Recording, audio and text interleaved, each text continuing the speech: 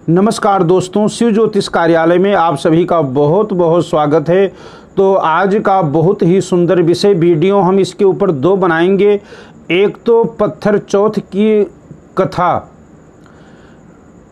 कि चंद्रमा का दर्शन निषेध क्यों है भाद्रों के चौथ में, और अगर किसी ने गलती से चंद्रमा का दर्शन हो गया है किसी को अगर चौथ के चंद्रमा का, तो उसके ऊपर कलंक ना लगे। तो पहले इस वीडियो में आपको हम बताने जा रहे हैं कि ऐसा क्या दोष हो गया जो चंद्रमा का दर्शन करने से इंसान को कलंक लगता है, झूठा लांछन लगता है। ऐसा चंद्रमा की क्या गलती हुई थी। और दूसरे वीडियो में आपको हम बताएंगे, कथा सुनाएंगे कि इस कथा को सुनने से अगर आपने चंद्रमा का दर्शन कर लिया है तो आपके ऊपर ना तो कोई लांछन लगेगा और ना ही कोई दोष ही लगेगा आपके ऊपर उस कथा को सुनने से। तो आपको बताएं कि ये इस दिन निषेध क्यों है चंद्र का दर्शन। कहते हैं एक बार ब्रह्मा जी भगवान गणेश जी का तपस्या किया और गणेश जी प्रसन्न हुए ब्रह्मा जी के तपस्या से। गणेश जी ने कहा कि ब्रह्मा जी, आपकी जो इच्छा है आप वो वरदान मांग सकते हैं, मैं आपकी इस तपस्या से बहुत प्रसन्न हूं। तो ब्रह्मा जी ने कहा कि हे गणपति देव, मुझे और कोई वरदान की आवश्यकता नहीं है, आप ऐसे कृपा करें, लेकिन आप हमें ये आशीर्वाद दें कि मैंने जो सृष्टि का रचना करता हूं इसका मुझे कभी अभिमान ना हो। तो कहते हैं इस प्रकार से गणेश जी ने आशीर्वाद दिया कि आपको कभी भी अभिमान नहीं होगा। ऐसा आशीर्वाद दे करके और गणेश जी जैसे ही चलने लगे वहाँ पर चंद्रदेव आ गए। तो चंद्रमा बहुत ही सुंदर, बहुत ही रूपवान, बहुत ही शीतल, सर्वगुण संपन्न चंद्रमा, और गणेश जी महाराज के हाथी की सूंड लगी हुई है। तो गणेश जी को देख करके चंद्रमा हंसने लगा, उपहास उड़ाने लगा चंद्रमा गणेश जी का।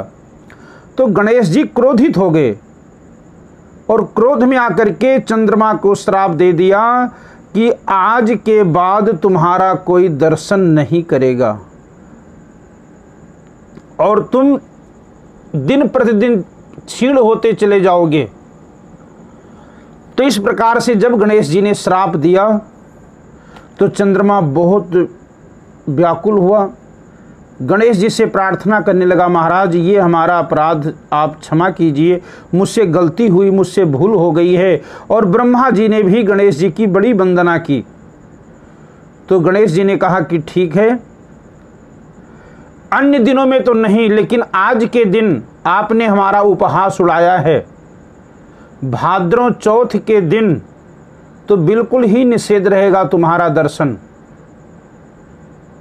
और जो मैंने तुम्हें क्षीण होने का श्राप दिया है, तो जैसे जैसे आप क्षीण होगे तो दूसरे पक्ष में आप धीरे धीरे बढ़ते चले जाओगे।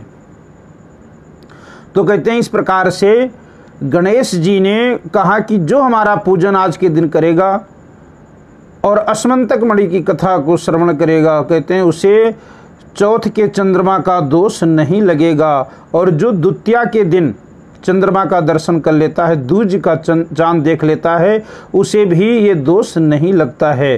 तो कहते हैं इस प्रकार से गणेश जी प्रसन्न होकर के चंद्रमा को कहा कि बाकी दिनों में तो आपके दर्शन से किसी को कोई दोष नहीं लगने वाला है, लेकिन भाद्रों के चौथ के दिन, आज के दिन आपने जो हमारा अपमान किया है, तो आज के दिन तुम्हारा कोई दर्शन नहीं करेगा, और जो दर्शन करेगा उसे ये दोष जरूर लगेगा। तो इस कारण से गणपति जी का अपमान करने से चंद्रमा को ये श्राप मिला हुआ था। तो अगर आप हमारे चैनल पर नए हैं तो चैनल को हमारे सब्सक्राइब कीजिए, लाइक कीजिए और ज़्यादा से ज़्यादा इस जानकारी को शेयर कीजिए। दूसरे वीडियो में आपको हम कथा सुनाएंगे कि अगर आपने चंद्रमा का दर्शन कर लिया है तो इस कथा को सुनने से आपको उस दोष से आप बच जाएंगे। जय श्री राम, जय माता दी।